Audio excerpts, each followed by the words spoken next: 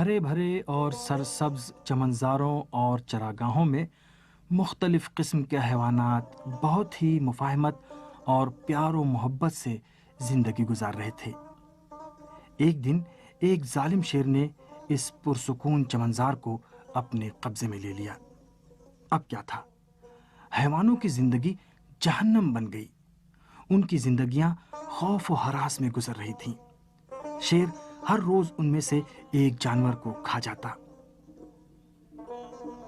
ایک رات سارے حیوان ایک جگہ جمع ہوئے تاکہ کوئی راہ حل تلاش کر سکیں اور ان کی زندگی میں چین و سکون دوبارہ لوٹ سکے۔ سبھی جانور کافی دیر تک کسی راہ حل تک پہنچنے کے لیے آپس میں صلاح و مشورہ کرتے رہے اور آخر میں ایک بوڑھے خرگوش نے اپنی بات شروع کی۔ اس نے کہا، ہم لوگ چین و سکون کی زندگی گزار سکیں، اس کے لیے ایسا کام کریں کہ شیر ہم لوگوں سے راضی رہے۔ آؤ ہم لوگ اس سے ایک معاملہ کرتے ہیں، اور وہ یہ ہے کہ وہ ہم لوگوں کا پیچھا کرنا چھوڑ دے اور اس کے بدلے میں ہم لوگوں میں سے کوئی ایک ہر روز خود سے اس کے پاس چلا جائے تاکہ وہ اپنا پیٹ بھر سکے۔ اس طرح ہم خود جنگل کے بادشاہ کے شکار کا انتخاب کریں گے۔ وہ شیر کے پاس چلا جائے گا۔ سبھی جانوروں نے اس بوڑھے خرگوش کی تجویز مان لی اور ان میں جو زیادہ سمجھدار تھے وہ مذاکرات کے لیے شیر کے پاس اس کی کچھار میں پہنچ گئے اور اس سے کہا، اے بادشاہ، ہم لوگوں نے یہ فیصلہ کیا ہے کہ ہم میں سے کوئی ایک ہر روز خود آپ کے پاس آ جائے گا تاکہ اعلیٰ حضرت کو ہمارا شکار کرنے میں زحمت نہ ہو۔ شیر نے کہا، ٹھیک ہے، مجھے تم لوگوں کی بات منظور ہے، مگر اس سے تم لوگوں کو کیا فائدہ ہوگا؟ جانوروں نے جواب دیا، آپ جیسے عظیم سلطان کی خوشنودی ہی ہمارے لیے سب سے بڑا انعام ہوگا۔ اس کے علاوہ آپ دوسرے جانوروں کو چھوٹ دے دیں گے کہ وہ آزادانہ اپنے کام کاج میں مشغول رہیں۔ شیر کو ان جانوروں کی باتوں پر مکمل یقین نہیں آ رہا تھا۔ اس نے تھوڑا غور و فکر کیا اور آخرکار بولا، ہاں ٹھیک ہے، اگر تم میں سے ایک جانور ہر روز خود سے وقت پر میرے پاس آ جائے گا تو میں بھی اپنے وعدے کا پکا رہوں گا، ورنہ تم لوگوں کو ایسا مزہ چکھاؤں گا کہ جس کے بارے میں تم سوچ بھی نہیں سکتے۔ اس کے بعد سے ہر روز سبھی جانور ایک جگہ جمع ہوتے اور یہ طے کرتے کہ آج شیر کا شکار کون بنے گا۔ مرحلہ بہت ہی دردناک تھا، لیکن جانور بیچارے مرتے کیا نہ کرتے۔ انہوں نے یہ بات تو خود ہی کسی دباؤ میں آئے بغیر قبول کی تھی۔ ہر روز ایک جانور شیر کی کچھار میں جاتا اور شیر اس کو اپنا نوالا بناتا۔ ایک دن ایک جوان خرگوش کی باری آئی جو بہت ہی چالاک اور ساتھ ہی دلیر بھی تھا۔ اس نے شیر کا شکار بننے سے انکار کر دیا۔ یہ سننا تھا کہ سبھی جانور اس کی سرزنش کرنے لگے اور کہنے لگے، اگر تم نہیں گئے تو تم نہیں جانتے کون سی بلا ہم لوگوں کے سروں پر آ جائے گی۔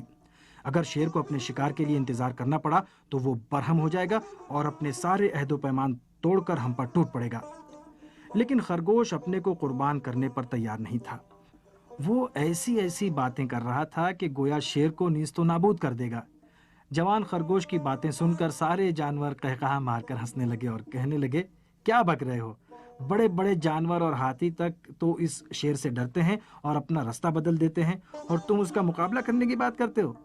لیکن خرگوش نے اصرار کرتے ہوئے کہا کہ مجھے تھوڑا سا وقت دے دو، پھر تم لوگ دیکھنا کہ کس طرح اس ظلم سے تم سب کو آزاد کراتا ہوں۔ جانوروں نے پوچھا، وہ کس طرح سے؟ لیکن جوان خرگوش نے اپنا منصوبہ کسی کو نہیں بتایا۔ دوسری طرف شیر غصے اور بھوک سے دیوانہ ہوا جا رہا تھا۔ ایسا پہلی بار تھا جب اس کا شکار وقت پر نہیں پہنچا تھا۔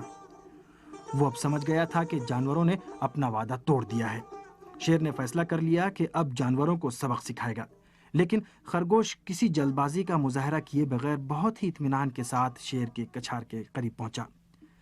جیسے ہی شیر نے خرگوش کو دیکھا، غصے میں بولا، میں بڑے بڑے جانوروں اور ہاتھیوں کو پھاڑ کر کھا چکا ہوں، تم تو ایک معمولی سے خرگوش ہو، تم نے کیسے ہمت کی کہ میرے حکم کی سرتابی کرو اور مجھے انتظار میں رکھو؟ خرگوش نے کہا، عالی جاہ، مجھے اجازت دیجیے کہ میں تاخیر سے آنے کا سبب آپ کو بتا سکوں۔ ہوا یہ کہ چونکہ میں آپ کے لیے معمولی سا جانور تھا اور مجھے کھا کر شاید آپ کا پیٹ نہ بھرتا، اس لیے جانوروں نے میرے ساتھ ایک اور خرگوش کو آپ کے پاس بھیجا۔ مگر راستے میں ایک اور شیر ہم لوگوں کا شکار کرنے کے لیے ہم پر جھپٹ پڑا۔ میں تو فرار کرنے میں کامیاب ہو گیا، لیکن میرا دوست جو مجھ سے بھی موٹا اور تندرست تھا وہ اس کے پنجے میں آ گیا اور اس شیر نے اس کو اپنا نوالا بنا ڈالا۔ شیر کو یہ ماجرا سن کر بہت زیادہ تعجب ہوا۔ اس نے کہا کہ یہ کس شیر کی ہمت ہوئی جس نے میرے کام میں مداخلت کی؟ کہاں ہے وہ؟ مجھے اس کا پتہ بتاؤ۔ خرگوش شیر کو لے کر ایک کنویں کے دہانے پر پہنچا اور وہیں ٹھہر گیا اور آگے جانے سے منع کر دیا۔ سرکار، مجھے ڈر لگ رہا ہے، جس شیر کے بارے میں آپ سے کہا تھا وہ اسی کنویں میں رہتا ہے۔ شیر نے کہا، آگے بڑھو، اچھی طرح دیکھو، یہیں پر ہے۔ خرگوش نے کہا، مجھے اکیلے خوف محسوس ہو رہا ہے، دیکھیے میرا چہرہ ہمارے خوف کے پیلا پڑ گیا ہے۔ شیر نے کہا، ٹھیک ہے، آؤ ساتھ میں چلو۔ شیر نے خرگوش کو اپنی پیٹھ پر بٹھایا اور کنویں میں جھانک کر دیکھا۔